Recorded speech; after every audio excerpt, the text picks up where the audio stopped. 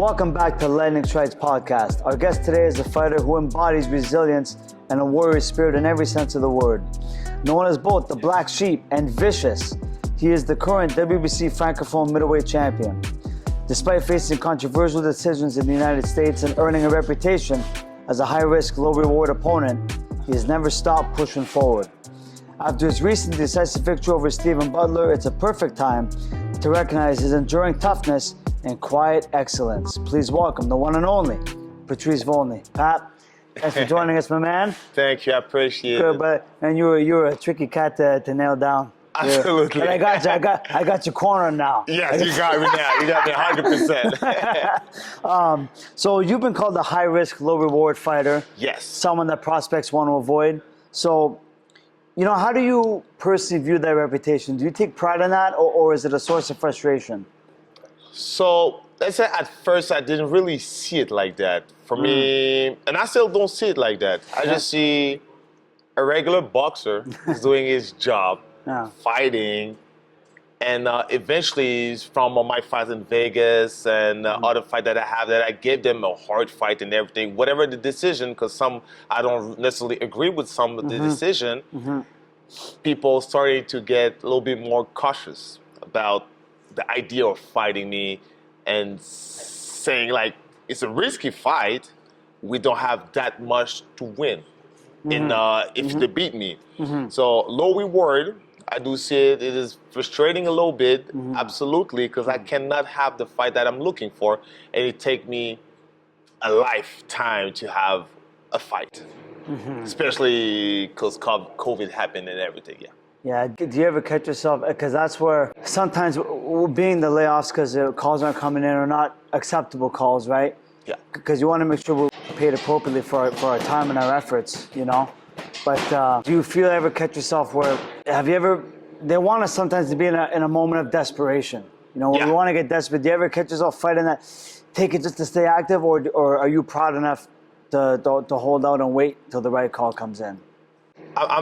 So my vision for the sport was always like, I don't want to fight.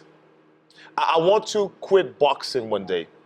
I think there's a moment for me to quit, and that day is when somebody beat me up, and I normally say one time or two times, depending how bad you get beat up, right? So I'm willing to wait, and that's a reason why I don't fight so often. I don't receive all the call that I want, so I have to wait. I have to make the decision that I'm not gonna not put myself down, but accept fight that I don't think that gave me and that will not bring me to the position that I want. Do you think they're waiting for you to age out, to get old? Do you think some of these people in the establishment are trying to age you out? I think so. I do think so. I think people think I will probably just not train. Yeah. Or they catch me when I'm not training. But I'm training every day, twice a day, every day, nonstop. Nonstop. There's no way they catch me sleeping. If you got to beat me up, you got to deserve it. There's no way they will catch me. And I think the fact and the age is depending how much war or what age did you start boxing. If you start at 4 years old, I believe you're old in the sport, even if you're 24 or something like that. Yes. But I started at 18. I turned pro at 26. So I still feel young. I still feel explosive. I didn't see myself slow down at all. So if they're waiting for me to age, they're going to wait a long time. Yeah, a long time. Pat, boxing fans, including me, widely believe that you were on the wrong end of a couple of decisions in the States, specifically in 2021 against Esquiva Falcao. Falcao, exactly. And Austin Williams earlier this year, 2025. So how does a fighter like you, who knows what they put into training, process those kinds of results? So there's always, so I always take it like, first it's a loss, because they say it's a loss. And there's no way I can change that no matter what I do. So I accept the loss, as they call it. It is a loss. For me to be able to progress and keep going, I have to accept it as fast as possible. So Falcao was one big one. I know what would happen. I would have stopped him. That's one thing. That's 100% for sure. He knew it. Everybody knew it. they gave me a loss. Yeah. He pulled out of the fight. However he made it, he did it. He pulled out. They gave him the win. Fantastic for him. Bad for me. People be a little bit, whoa, Canadian, they know, they box at you, they fight you, you know. The second one with Emma William, I want to blame it. I always find a way to blame myself a little bit. I could have been more active and everything, but I do believe when the fight is close, but you deserve the win, Yes. you deserve the win no matter what. I've been putting the work. I've been in camp. I trained 2 months for that camp. To Vegas, far from the family, isolate myself and everything, just to make sure I bring the W. The fight doesn't have to be perfect to have a win. Yeah. You just need to do enough, some scorecard. But when I see the scorecard, it was, at this point, I was like, no matter what I did, I would have lost. Yeah. And a lot of times I think what we see too in close competitive fights, which the one with Williams was, but Yeah. again, I thought you won. I thought there was still, in a close competitive fight, there was still a clear winner. And I feel a lot of times, if you want to be partial to the other guy, it's easy to say, well, it was close, so it could have went either way. No. Sometimes a round can be close, but there's still a clear winner in that close round. And you got to get those close rounds right too, not just the ones that are easy, but the ones that are competitive, you got to get those ones right also. So even if you should have deserved to win 7-5 instead of 10-2, but you still deserve to win 7-5 and you still lost, no, it's still controversial. Absolutely. If you won 7 or 8 rounds, you should have won 7 or 8 rounds, period. Doesn't matter if it was a robbery, doesn't have, in my opinion, a robbery does not have to be a landslide for it to be considered a robbery. You can win a close fight and not get it and still get robbed. Absolutely. In my opinion. I believe the same. I have the same perspective. I feel like when you follow the rule of boxing, when they say clean blows, that's what counts. Yeah. So that's why I was trying to apply following the rules to score, to know when I win a round. But boxing is boxing. I cannot change that. There's nothing, I'm not mad about anybody, just the sport, how the sport works, how where the sport is going now and everything. I will not be able to change that. All I can do is trying the best that I can to adapt myself to that new boxing, the new way boxing works. Your nickname, the Black Sheep. The Black Sheep. Yeah. It suggests a certain defiance of the boxing establishment. Absolutely. So was that always a part of your identity, or did it develop over the course of your career? I think it was there since the beginning, but I think I just didn't knew it. Yeah. I think the way, I don't want to say I was treated bad in boxing. I just think that I didn't have the opportunity that I could have, and nobody really want to give me opportunity. Some did give me a little bit of opportunity, but it was never as others get it in a way. That's my perception, the way I see it, So I find that the Black Sheep name suit me way more. Yeah. And Vicious, and I still love Vicious. Vicious was given to me by Manny Montreal. He was the one who called me Vicious. So I love the name. The name is still there, But the Black Sheep at the moment is the one who suits me well. I agree. By the way, now we've all seen your high guard pressing style. You've described yourself as a technician / brawler. Yeah. So can you elaborate on how you blend those two styles, and where do you feel you're most effective? Ooh, good question. Good question. So, first of all, I started the high guard because of Winky Wright. Oh, yeah. So everything started by watching Winky Wright. You see what I mean, right? Yeah. Even if he was a southpaw, I see him something different, something like can frustrate a lot of people. A lot of boxers being frustrated when it's hard to find an opening. Yeah. Whatever you do, I got long arms. What can I do? I'm not the type of guy to fight distance. I love the close fight type of way. I love to brawl because I believe in my chin. I do believe like there's a number. Yes. We cannot take all punch and everything. So I keep my hands up. Yeah. If I got to get punched, I get punched. It is what it is, boxing, right? But it was, let's say, sometimes hard to have that hard guard and that active boxing at the It's hard to do same both. time. Yeah, Absolutely. Yeah. I think the crafty and the finest point is just to know when to open, shell up, and don't fall in ones. But see, I don't think I wouldn't label you a brawler. I think you're more like you box coming forward, but you're like a technician slash how do I say that? Defensive technician. Defensive, but you're a forward pressing technician though. Yeah. You know? So I never consider myself as a brawler. Yeah. I feel like. Because you don't get hit a lot. You're one of those guys like Winky. He stands right in front of you. He's there, but he's not there. Like, you know, they're not penetrating your defense. You know. Absolutely. So, and you're right there. You do it with you box without running. You know. So I love to say, face to my opponent. Yeah. Work with him, not getting punched. But you know, when I was an amateur, I was fighting my hands down, really dynamic boxing. You know, and I don't know why when I put my foot and I don't know if you changed your style when you jumped to I did. pro. Eventually, in time, I did. Yeah. I don't know why I put my hands up like that, because that's, even if I was watching Winky, right, I was not doing it amateur. More later, close to the end of my amateur career, I started putting my hands up.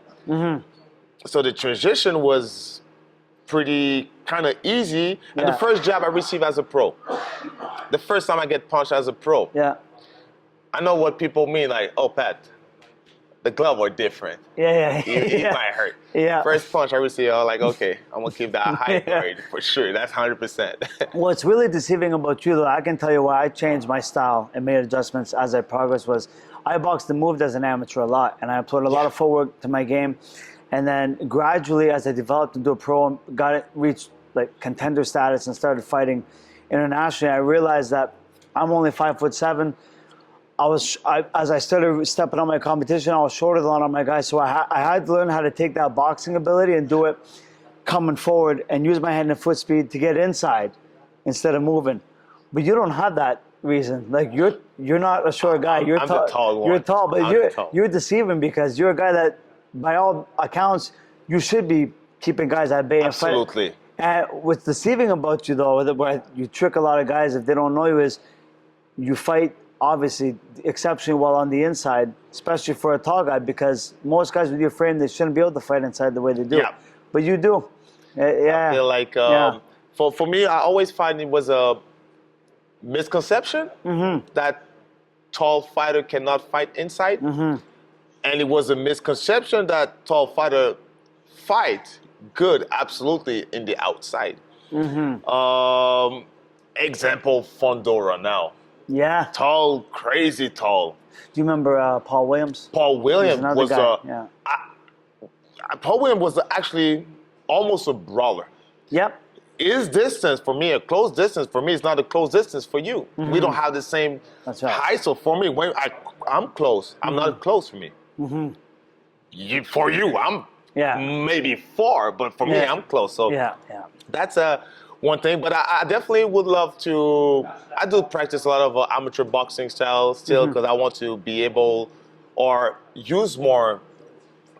If you ever, it's good to have. It's good to keep. If you ever have to go to Plan B in a fight, it's good to have that. Absolutely, you know? I need it. I'm working on it. I'm able to do it. I just need to do it in a fight. It's character and temperament too, though. You don't want to do it. Exactly. It's sometimes, you're hard-headed. We want to stick to what we do. We want to fight. And so going back to your fight with Austin Williams, like you said, and I saw, you had a very high punch connection percentage. But if there was some that wanted to be critics, you yourself acknowledged that you could have had a little more output. Absolutely. So how do you adapt your strategy in real time when you're faced with someone like that, with Williams, who was constantly busy? Yeah. How do you adapt in real time? I think if I should have thrown more punch, more jab, more, let's say people will say, take more risk in a way. Yeah. I would have taken more risk. For me, it's not, I don't see it like as, I'm not taking risk. I'm following the game plan. Yeah. But I Yeah. would have started faster in the first round. First round, instead of placing, seeing, watching how it works, what best punch he throw, how's the power, can I mix with him and some of that. So I have to probably get that natural side of a natural fighter that we have. We all have that natural ability instead of always have to make it look perfect, make it look good. I think that's one thing that doesn't help me is try to be, I don't want to say perfect, but make it look how as boxing wanted. The Yeah. perfect jab, the way the want to should be Yeah. thrown. But I think if I Put a just lot go of with the pressure. natural Yeah. ways, that's what define a boxer. I think some fights, like you want to win. The main goal is winning, but I get the sentiment. You want to put on a show and impress the fans and media too, right? But I think some fights, just win, baby, win. Absolutely. Just You know, be you, enjoy just it. win. Yeah. What was the immediate emotion after stopping Stephen Butler? Because did you feel like it was a career-defining moment, a statement win, or was it just another day at the office? It's a fight that I've been asking 4 years before the fight happened. Yeah. And it's just a fight that I knew he was in the same division. I knew he had all the attention that they give. Mm-hmm.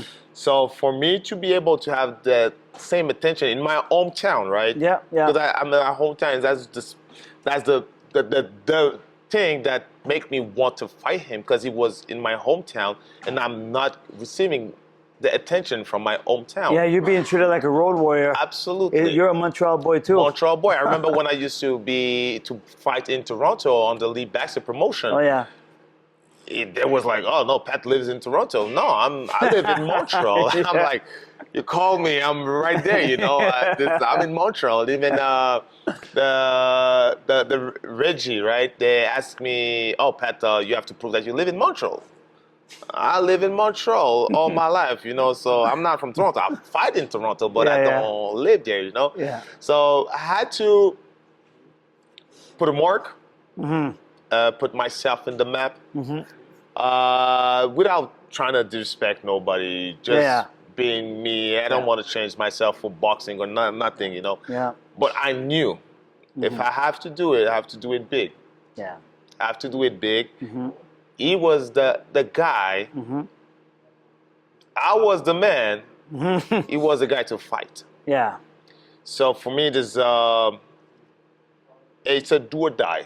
I believe in myself. For me, there's no way I lose that fight. For me, there was absolutely no way for me to lose that fight.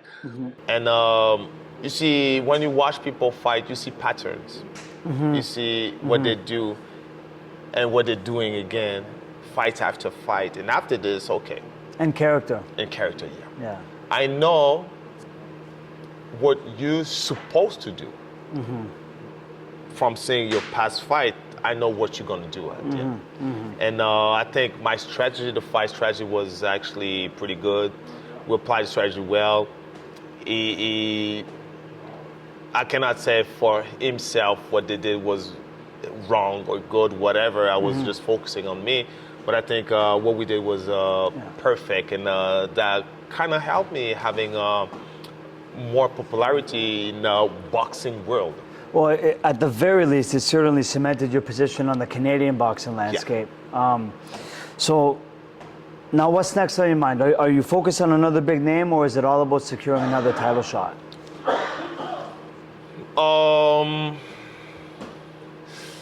I want big names, I want title shot, and I want big names. I want them Both. all. Yeah. Yes.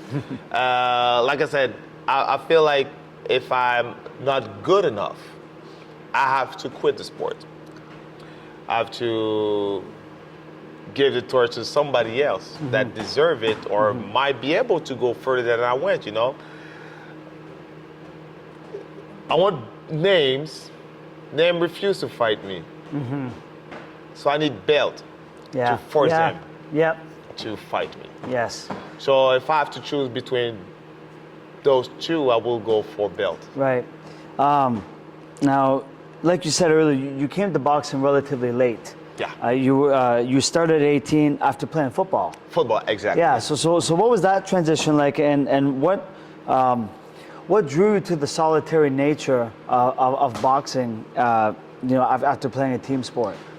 It's the collective loss that really affect me. Collective loss.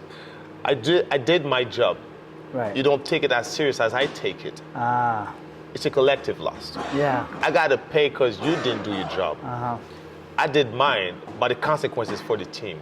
That's one of the part of the football I didn't like. The fact that if you didn't do your job, I'm paying for your decision, the way you not training, the fact that you don't want to push in the training, the fact that you don't take it as serious as I do. So boxing was let's say easy transition. I never planned to do boxing. Just open a gym beside my house, and I just say, let me try that. What was your first gym? First gym was Gym Extreme. Gym Extreme in Hochelaga. Okay. Hochelaga, Montreal. It was a free day. Are they still around or no? No, it closed. It closed. Was it closed. competitive or no? It was a decent gym. Did they have competitors or was it more? Yeah. Okay, They had a few. So most people who go to that gym was fighting. Okay. They go to the amateur show and everything. Yeah. When they closed, I was the last one, so we went to the Hard Knock boxing gym with okay. Irvin Wine, Yeah. and it was pretty far from my house, So I moved to Club de Boxe Led. That was actually 10 minutes from my house. Okay. Final question, Pat. When you look back on your career, Yes. when it's all said and done, okay, going forward, what do you hope your lasting legacy will be, and what do you want to be remembered for? The humbleness. Yeah. Humbleness that from the day one, from that I never changed. I never sell myself, and I'm the same man that I was when I started boxing. The same love for boxing, because I'm definitely planning whatever boxing is going, whatever direction boxing is taking. I will love boxing for what boxing gave me, and refusing to change for the sport or whatever the sport bring you or might think sport bring. So I think I want the people to remember me for the humbleness. This is why I wanted to interview you, because I see that in you, and Thank you. that's why I had to nail you down. And now I'll say it, since I am currently retired, full disclosure, in my prime years I was 135, and I remember seeing you train when we'd all train at Club de Boxe Last, and I used to watch him like, I'm glad he's a middleweight. I would fight him if I had to, but I'm glad I don't have to fight this guy. I know. Because stylistically, it's like he's hell on wheels to fight this guy. I was watching you. I was watching you like, damn, it's fast. I remember like, damn, Tony is fast. And I think the first time I saw you fight, I was in an amateur show. It was Rapide et Dangereux, if I'm not wrong. Eye of the Tiger Show? No? Jim? Oh, okay. Jim or, Yeah. Was Jim or? Well, I fought for Jim for about 3-4 years. Yeah, I think it was Jim, or before Jim it was, or the other group. Jim was my original. Jim? Okay, so it's from Jim. Not Ali Nestor? Not Ali Nestor. Okay. Jim. Yeah, Jim, yeah. And I'm like, damn, it's fast. Lightning speeds well.